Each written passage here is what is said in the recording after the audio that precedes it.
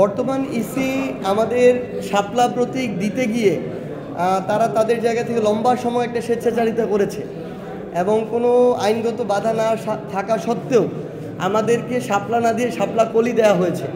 তারপরও যেহেতু সামনে নির্বাচন এবং এই এককেন্দ্রিক ইস্যু নিয়ে আবার দীর্ঘ সময়ের একটা লড়াই, এই বিষয়টাকে আমরা একপাশে রেখে যেহেতু আমাদের সমর্থক এবং যারা শুভাকাঙ্ক্ষী রয়েছেন তারা ইতিমধ্যে এটিকে গ্রহণ করেছেন, আমরা শাপলা কলি নিয়েই যাচ্ছি।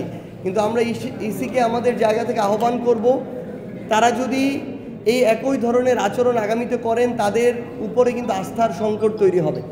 জোট যখন হয় একটা দলের নামে নির্বাচনটা হয় এবং একটা মার্কায় হয়, অন্যান্য যারা রাজনৈতিক দল তারাও তাদের জায়গা থেকে ওই রাজনৈতিক দলের ব্যানারে এবং ওই মার্কায় ইলেকশনটা করে।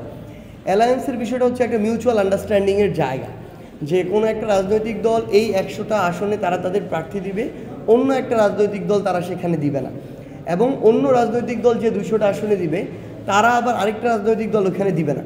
সবাই নিজেদের দলের নামে ইলেকশন করবে, নিজেদের মার্কা নিয়ে ইলেকশন করবে। এনসিপি যদি আগামীতে কোনো রাজনৈতিক দলের সাথে তাদের ঐক্যমত্য হয় সেটা অ্যালায়েন্স ভিত্তিক হবে এবং আমরা জাতীয় নাগরিক পার্টি এনসিপি নামেই নির্বাচন করব, শাপলা প্রতীক নিয়েই আমরা নির্বাচন করব। সম্মানিত উপস্থিত সাংবাদিকবৃন্দ এবং প্রিন্ট এবং ইলেকট্রনিক মিডিয়ার